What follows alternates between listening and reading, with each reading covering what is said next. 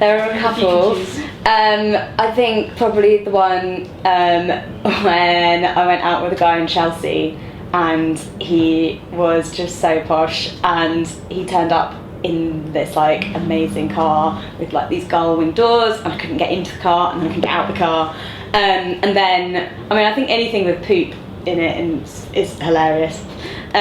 So we went back to his house, and I'd eaten too much, I'd drunk too much, and his flat was just pristine. I can't tell you, this guy just obviously had like an army of cleaners coming every day, never cooked. And I get into his bathroom and I'm like, yeah, this isn't gonna stay nice for that much longer. And then next thing you know, he's barging in, you're doing coke, and I'm like, I'm not doing coke. But I can't tell you what I have been doing, but just leave me alone. So that was funny. That was probably one of the craziest / funniest, probably. Yeah. And then there's just lots of little things along the way, and I think, I think also when you go out and just meet someone you really like, and you have a really good date, and you get drunk, and that's just as fun. But yeah, that was definitely one of the craziest. And do you know if he read the book and commented, or messaged you and said, well, I'm going to decline to comment on that one.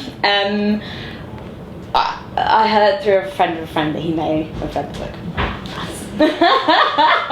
But I spent a long time with the lawyers at Penguin Random House making sure that nobody was identifiable, and that you have to change certain aspects of details. You can keep the main details, but you have to change slight locations and times and stuff so that you don't get sued, basically, because you're not giving them a right to recourse, so you have to make sure that they can't be identified.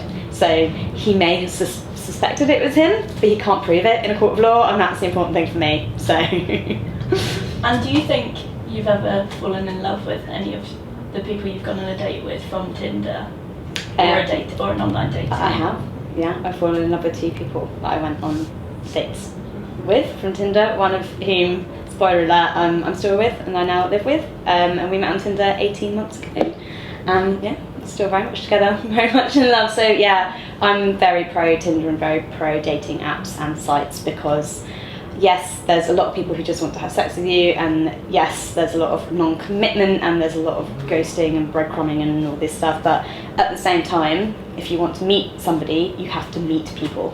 And like 10 years ago, if you wanted to meet people, you had to rely on your friends being free to go to a bar with you. And then every time you went to a bar, you were like, I have to try and meet someone. Or you'd go, set me up with all your friends. Now you can sit at home in your pajamas and potentially meet the love of your life. Yeah, you have to wade through a lot of crap, but I'm very pro, really, in general. So my next question was going to be, are you still on Tinder? But I am not. I think I'd be in trouble if I was still on Tinder. No, I'm not on Tinder anymore. I haven't been on Tinder for about 18 months. It has changed so much. When I first started, it was just basic swipes, and that's all you could do. You could like someone or swipe them left, and you couldn't unmatch with people, you couldn't super like people, and if you didn't like someone, you just had to say, I'm really sorry, I'm not really interested, or ignore them until they went away, which is what I did a lot of the time.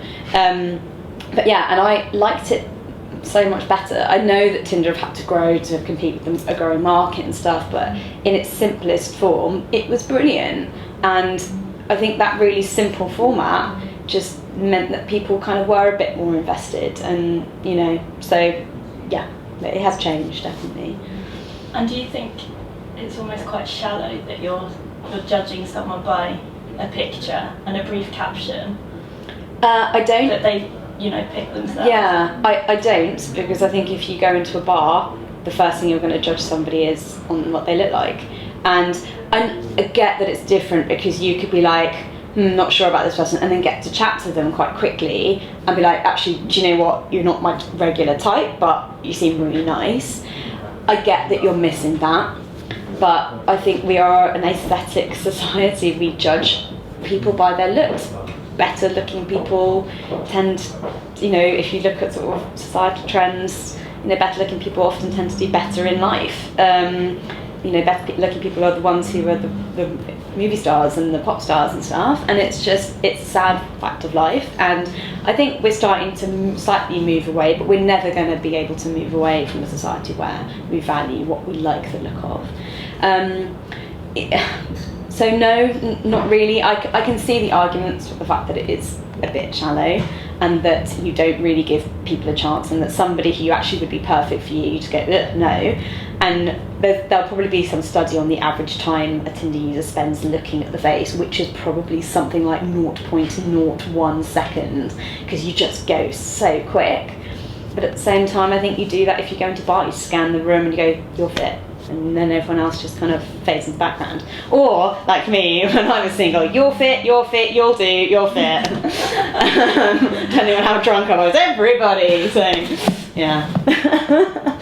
And how did you feel when you had a couple of rejections? Because you had some people who didn't show up, or... Yeah, it hurts. Rejection hurts. However old you are, however successful you are in dating, and you feel the rejections more than you feel the likes. It's like compliments.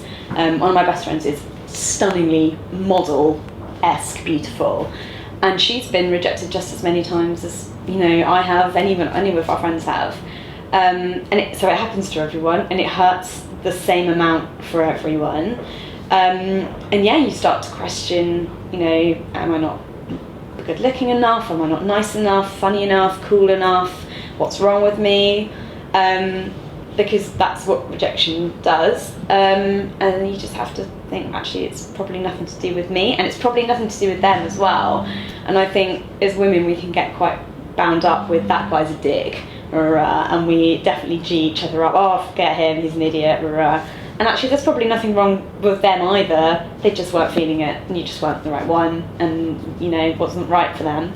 And it just depends how you reject somebody. I think that's really important. You don't have to ghost people.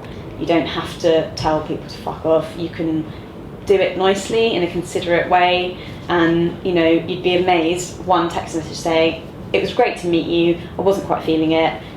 Good luck, and with all the rest of your dating," goes such a long way. And any guy who's ever done that to me, I look back on and think, do you know what? He was right. It wasn't right, and I really appreciate him taking the time to do that.